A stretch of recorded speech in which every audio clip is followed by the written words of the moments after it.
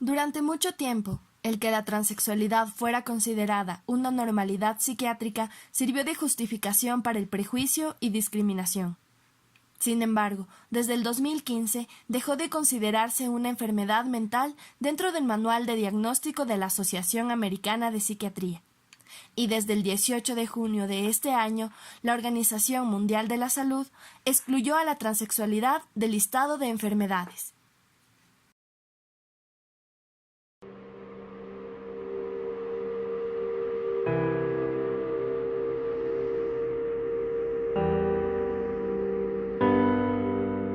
Debbie Andreina Grijalva. Ella es una trans femenina y parte de una población sexo-género diversa, la cual no tiene registro exacto en el mundo y cuya identidad de género, es decir, la imagen que tienen de sí mismos, es distinta al sexo biológico en el que nacieron. Término transexual define a las personas que buscan modificar sus cuerpos para alcanzar similitud con el género con el que se identifican. La transición conlleva un proceso largo que debería llevarse de la mano con la asesoría de un especialista de salud. Sin embargo, esto en nuestro país no sucede.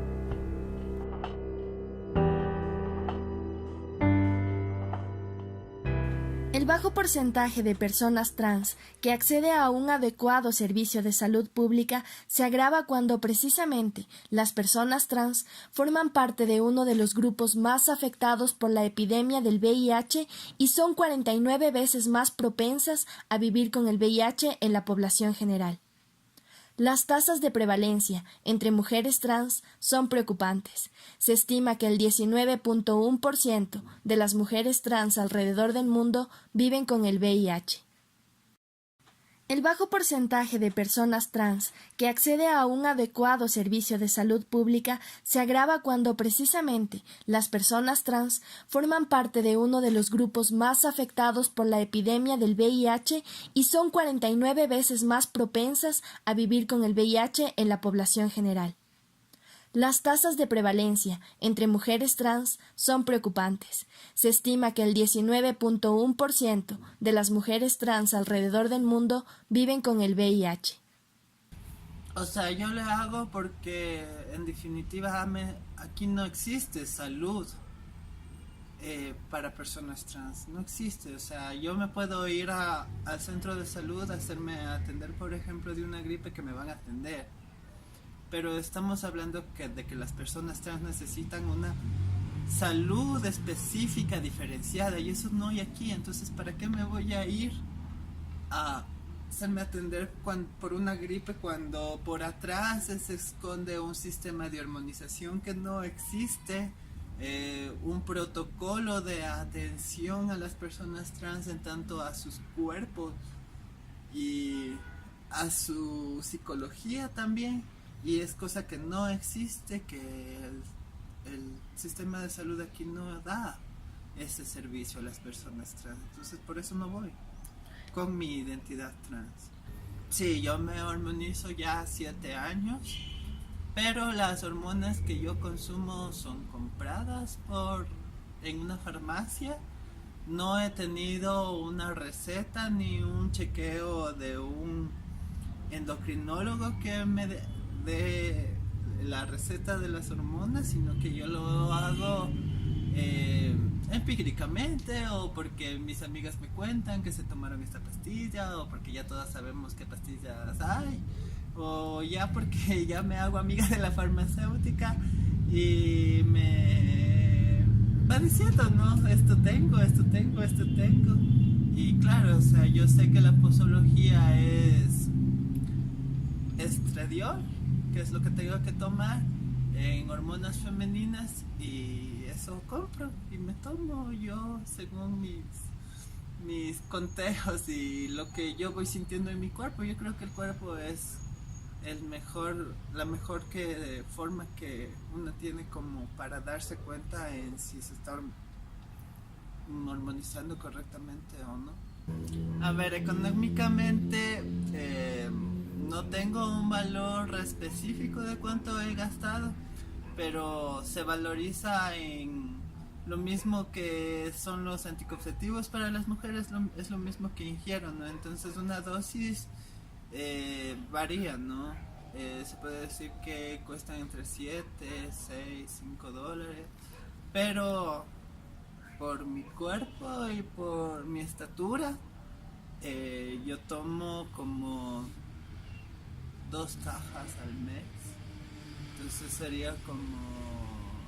Depende, ¿no? Pero se supone que las hormonas debería de darme el Estado, debería de ser parte de política pública y ser gratuito para las personas trans. O sea, la realidad, las estadísticas dicen que las personas, las mujeres trans en específico, tienen un promedio de vida de 35 años.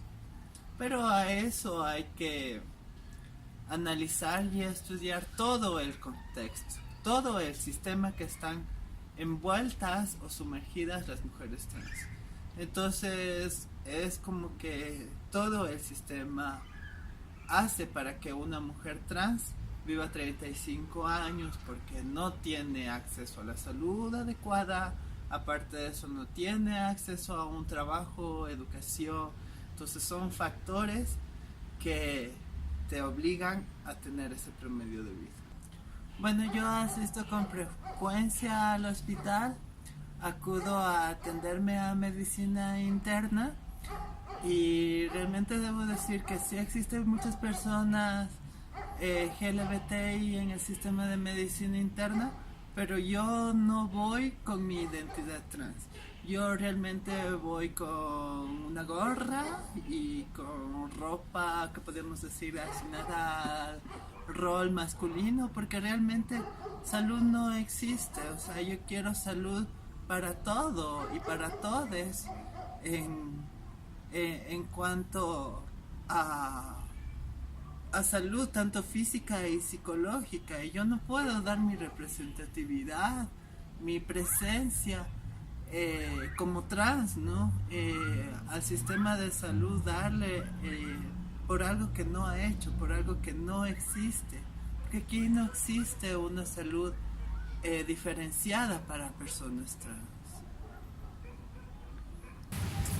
Bueno, cuando he asistido a un centro de salud es un poco complicado porque como tengo mi visibilidad trans, es un poco diverso en eso porque hay muchas personas que nos quedan viendo, no les gusta como nuestros aspectos y todo eso y estamos en guerra en eso, ¿no? Eso es lo que a veces no me fastidia mejor, eso de los sistemas de salud cuando asisto allá.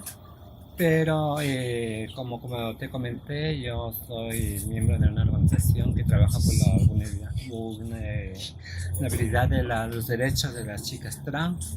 Igualmente estamos en ese complejo trabajando para que los centros de salud nos den un buen trato y todo eso. Bueno, en el área de salud nosotros hacemos campañas, nosotros hacemos charlas sobre el contexto LGBTI, ¿no?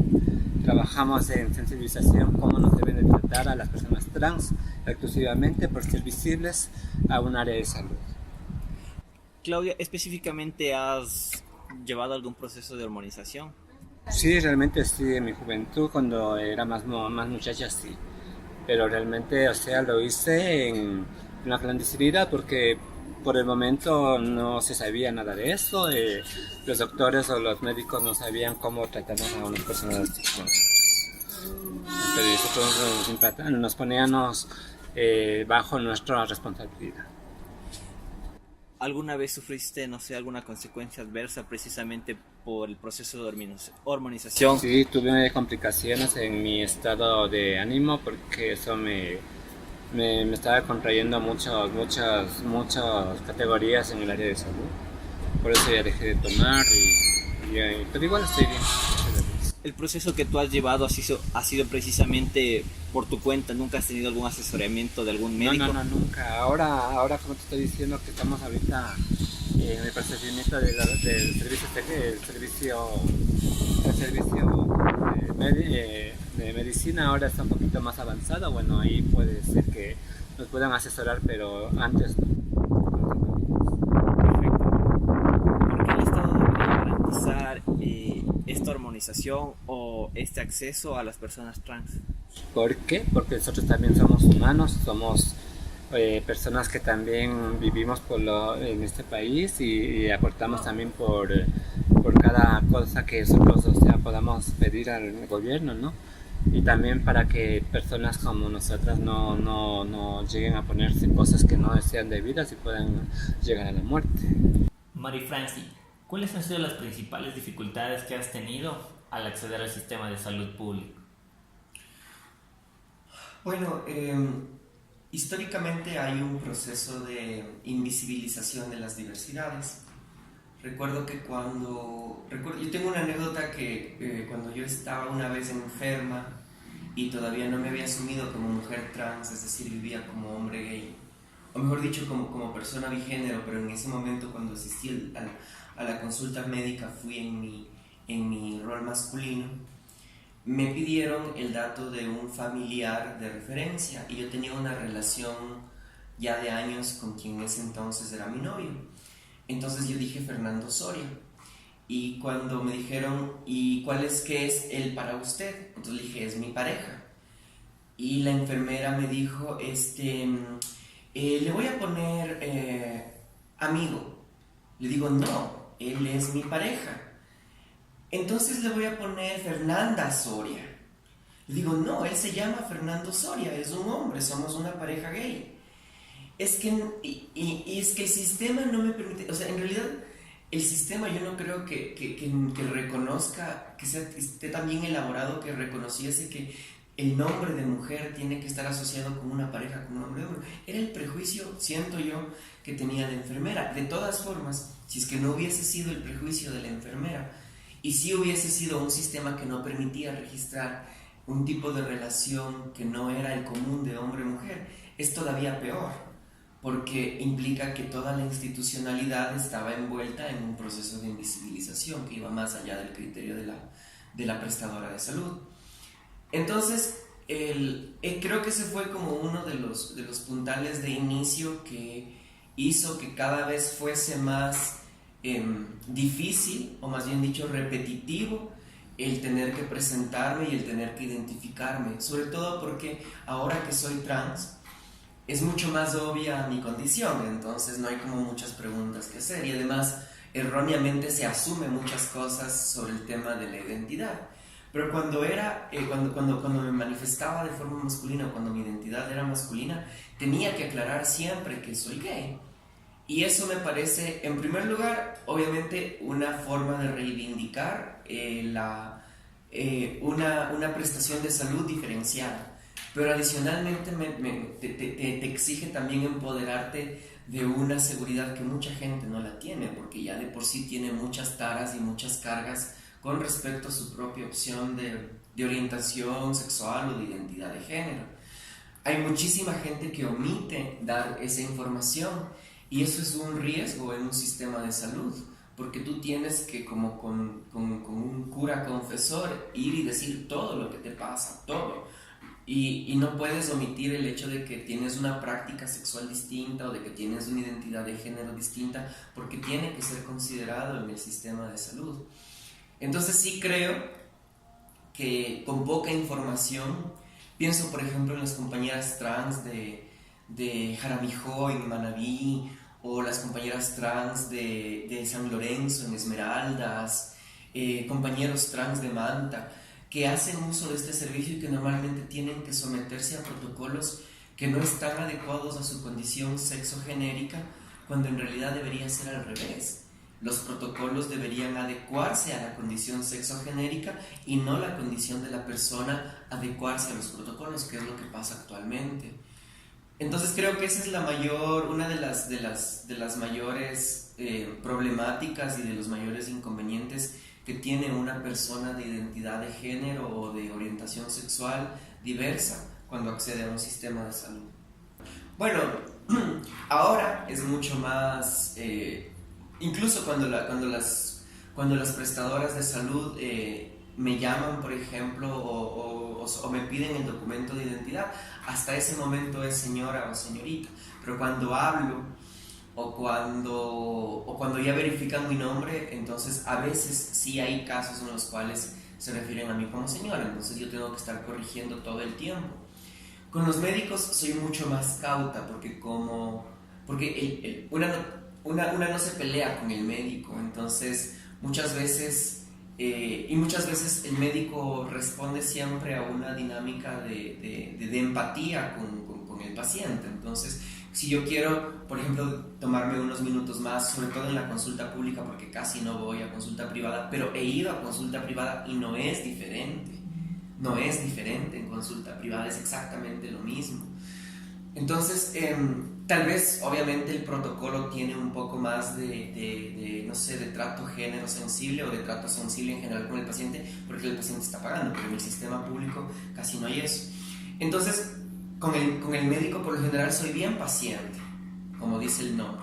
Entonces me trata del paciente, el señor y todo eso, yo le escucho hasta poder como resolver todas las preguntas, pero obviamente tú no sientes una empatía en ese momento, o sea, quieres que la empatía de él sea hacia ti, pero tú no tienes una empatía con el prestador.